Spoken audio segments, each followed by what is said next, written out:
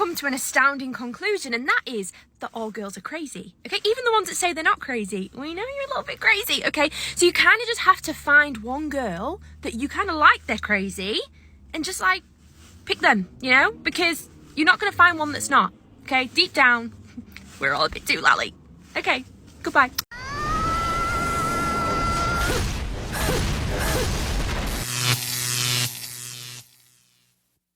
Welcome to The Wall.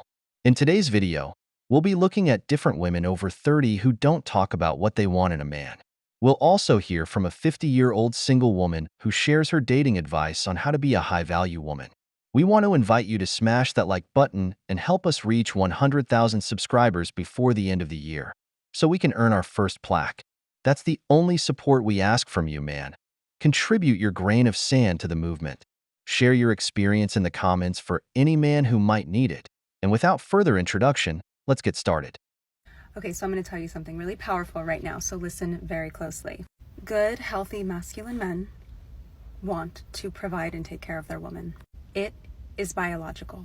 If you look at any reality show where there's some sort of ultimatum or an engagement or a marriage at stake, the men on these shows always have one of the same reasons in common that they are not ready to get married. They are not where they want to be financially, or in their careers, or in their success. Men will put off wanting to marry or settle down with their woman until their careers are in place. This is not a bad thing. This is a good thing. We definitely want men who can take care of a family. That's biological. So this whole notion that women are bad for wanting men who are financially stable and can provide, it's ridiculous because the men have told us that that's what they need to settle down to. It is well known that a woman's value lies in her level of beauty, while a man's value lies in his level of success. Every man knows that the greater his success, the more beautiful the woman he will have by his side. That's why men who follow their life path strive to achieve success and secure a stable financial life before starting a family. On the other hand, a woman will try to secure her financial future by using her beauty to get the best man she can find. But unlike men, she has a limit, as it is the woman who has a biological clock. Add to that the fact that her beauty's value decreases with age. This woman is 30, which means she's hit the wall. She should lower her standards and look for an average man because she can no longer compete with women in their 20s. What bothers her is that the best men are already married. So she talks about a man's financial life because she still hasn't found her beta provider. Time is running out for her because, as we all know, the wall is unforgiving. Gentlemen, please do not let feminism, social media tell you or make you think that we don't need you. Trust me, women are craving masculinity. They're craving men. We need you. We just want to come home and go to sleep on your chest. We just need to wake up next to you knowing that you're there. We just need to be able to call you when we're having a weird day, bad day.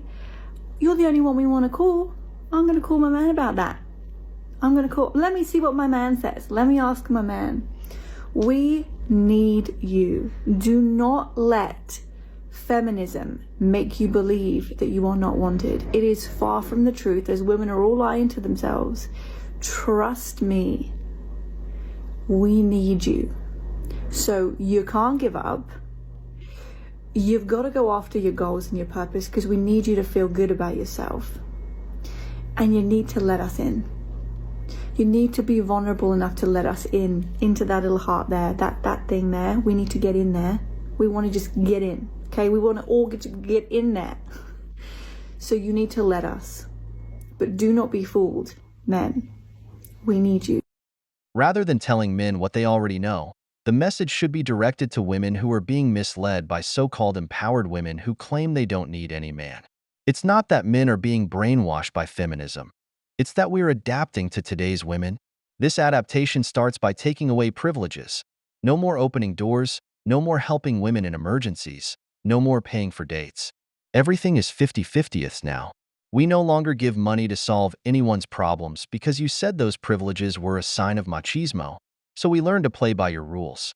That's why we're seeing more women regretting feminism as they reach 30, find themselves without children or a man, and start realizing that if they want masculinity in their lives, the stability a man brings to the home, and the value men add to the table, they begin to question this harmful movement.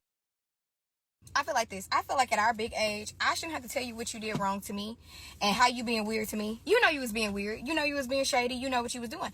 I feel like at this overgrown age, I don't have to explain to you why I cut you off, why you are no longer a factor in my life, okay? We too grown. Y'all act like people owe you something to tell you why I don't fool with you no more. You know what you did, and I know what you did. Long as we see each other, I don't feel like I have to explain to you what you did. You know what you did. Why would I give you a chance to defend yourself about something that you know you did to me? Why you being weird to me? It be the main people that do you so bad and act like they ain't did a thing at all. Acting like you did something to them. You ain't did nothing. You been minding your P's and Q's. You been minding your little business. You been about you. You been about your paper. You been about yourself. But here comes somebody. Always want to start some trouble. Always want to stir up some mess because people are filled with so much drama and hatred and cruelty. And it just doesn't make sense to me because what you got going on in your life does not concern me. And I honestly, frankly, don't care. I remember when I used to give people chances and the benefit of the doubt to explain to them and to bring it up to their attention what they did to me and how it made me feel and what type of way. Y'all, I literally got nothing but backhanded comments, guilt, shame, insults, and they just had to be right. I just had to stop doing that and say, you know what? I'm going to take it for what it is. When a person shows you who they are, believe them. Okay, believe them the first time. Don't give them a second, third, fourth, 15th chance. Give them one time to show you who they are and you cut them off. If people realize how jealous people are of you, of what you got and who you are, people be like, I don't even have nothing for nobody to be jealous about. When people are jealous, it does not matter if you got $1 million or $1. When you got character, when you have character, when you have this light about you, people are just going to naturally gravitate towards you. And there's also going to be people naturally gravitating towards you because they don't like you and they want to know what's next for you. They want to know what you got going on, what you about to do because they want to be in your business. Okay, y'all gotta be able to decipher between the people that really genuinely want to be there for you and ones that's haters.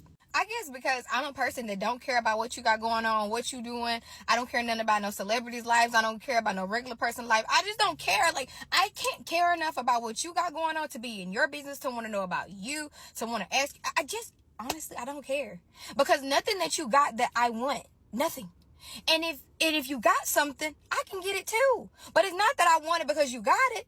It's because it's always meant to be for me. People need to understand when something is set in stone that you're going to get, you're going to have it. Doesn't matter how long it takes. If it's written in your will that the Lord got for you, you're going to have everything that he promised you. It's just going to take a little while longer. So that's why I never compare myself. That's like comparing apples to oranges. I'm not doing it. I'm just not doing it. I'm not comparing myself to somebody else because you never know what they're doing in order to get the things that they got right now. And so you don't need to worry about somebody else. That's why you need to mind your P's and Q's. Oh my God, who the hell cares? This is the problem with relationships today. This is a narcissistic woman who only talks about me. She only thinks about how things affect her and never considers her own actions. I've always believed that when life is going poorly, or you're having bad relationships, and your life is a mess with everyone around you, the person who needs to reflect is you. Because if one person fails you, that's normal. If everyone fails you, you are the problem. Women would rather die than admit they are the issue. She says that when someone shows you who they are, don't give them another chance. But with Chad, she gives not just one but 5 or 6 chances. Logically, if you make a mistake, you should avoid it. Women make the same mistake 5 more times until it becomes too painful to keep trying, and that's when they finally let go. Then comes the victim complex of this woman, where everything harms her, and she never did anything wrong because responsibility is kryptonite for women. They'd rather die than admit, I'm the problem. Story time. So I am 50 years old and I have been dating now for about 9 months, and I'm going to tell you why I decided after knowing this guy for less than 24 hours that I am not going to go out on a date with him. So we matched on the new Facebook dating app. I don't really know if it's new, but it's new to me. I just sort of signed up for it, I don't know, like 2 weeks ago. It's basically on Facebook, and you just sort of activate the dating part of Facebook. None of your friends know that you do it. Only other people that are on Facebook, that are in the dating app, also know, right? So I matched with this guy and we started, sort of bantering back and forth. Great communication in the beginning, just easy texting, whatever, nothing like inappropriate or anything. And then he was like, well, hey, how would you like to chat later on? So that's one thing I do like is like, okay, yes, that's great. Let's text for a little while. But then within like the first day or two, you need to ask me, if you're a guy, like we need to talk on the phone. So he said, hey, would you like to talk on the phone at some point in the next couple of days? And I said, sure, here's my cell number. So I said, why don't you call me tomorrow evening? And so that's a test. So ladies, when you're just starting to talk to someone, you could suggest to the guy, hey, give me a call tomorrow evening, and then you see whether or not they're going to do it. Because one of the number one qualities I want in a guy, and you probably want too if you are a high value woman, is you want a guy to do what he says he's going to do. That's very important. That shows he has integrity, that shows he has values. And this is one little simple test, right? So I said, here's my number. Why don't you call me tomorrow? He said, great. I will be sure and text you before I call you. I thought, that's great. So the next day came, I got a text from him that morning. We had some nice banter going back and forth. We were texting back and forth. It was great. And finally I was like, you know what? I'm done. Like, I don't really want to text you anymore. Like, as you said, just call.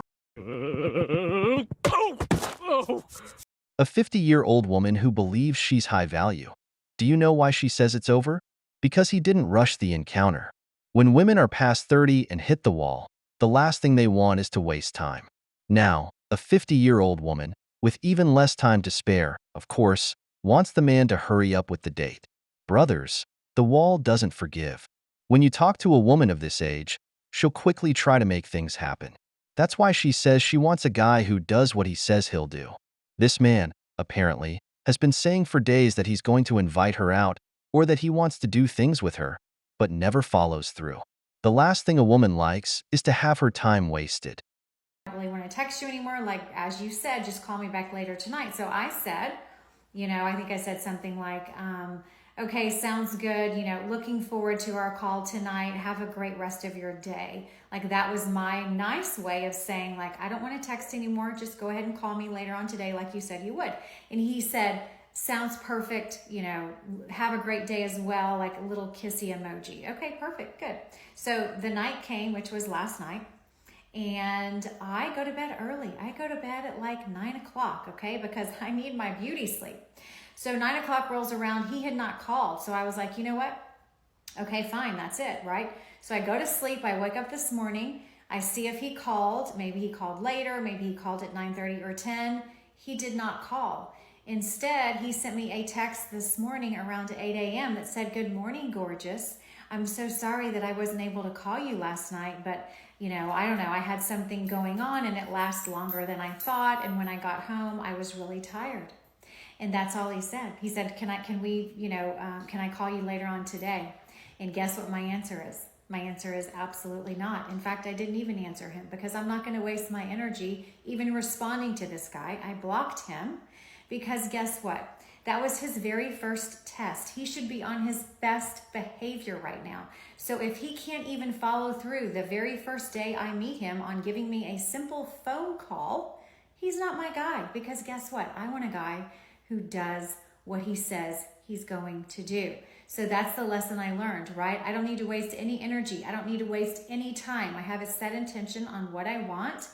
And I want a guy who has integrity, who follows through, whose words match his actions. So ladies, if you're just now starting to date and you're wondering how to test a guy, this is a great way to test him. Just ask him to give you a call. Does he follow through on the call or does he not? And if it's in the very beginning stages of talking to someone and they can't even do that simple thing of calling you back, like, oh my gosh, it's a no. That guy is fired because remember, you deserve better and never settle for anything less. Leave me a comment down below and let me know if you agree with what I did. Then she wonders why she's single at 50. If your advice has led you to be single at this age, my friend, you should rethink your ideas. At that age, wouldn't it be better to take the first step, ask when you can meet up, and go have a coffee? What do you have to lose at 50 and single? But she doesn't want to lower her standards. She still sees herself as a high-value woman and wants the man to pursue her. This might have worked well at 25, but at 50, it's not working anymore. My advice would be to lower your standards and learn to take the initiative. I know women fear rejection, but honestly, at 50 and up against the wall, you're closer to death than to someone putting a ring on your finger, so you don't have much to lose.